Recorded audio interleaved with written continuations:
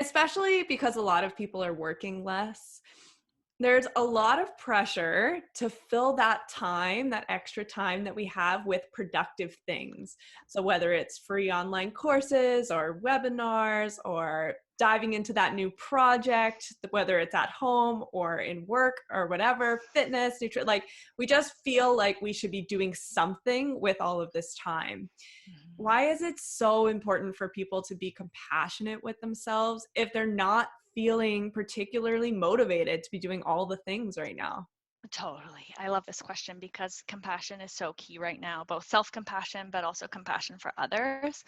Um, when it comes to this kind of topic of productivity, right? I'm hearing this all the time. I'm hearing it both from people who are working less, yeah, but also from people who are finding themselves in situations of working more, because that's happening as well.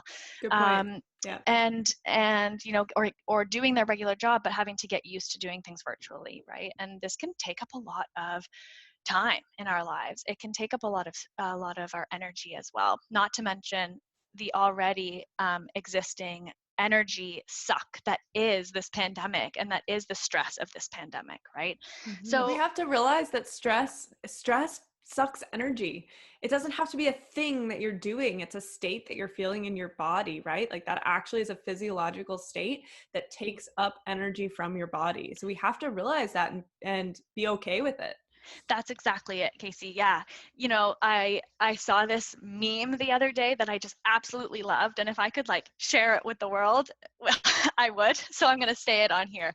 And what it said is, you are not working from home. You are at home during a crisis trying to work.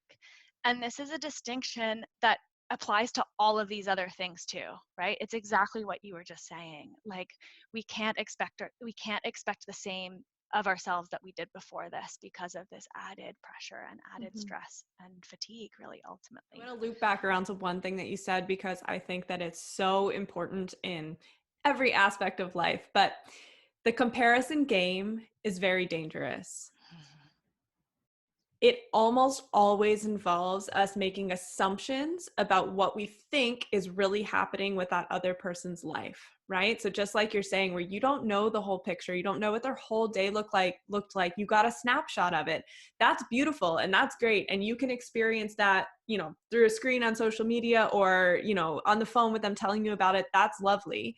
But once you compare yourself to that, you're trying to stack yourself up against, you don't know the whole picture. Like you don't even know what you're really stacking yourself up against. And that can be very dangerous. So it's something we have to be really, really careful of right now. I think also because our consumption of social media is that much higher right now, because that's kind of our way to connect, right? Like I'm finding that most people are using social media even more, and we have to be really careful as we do that, how we're consuming it. Absolutely.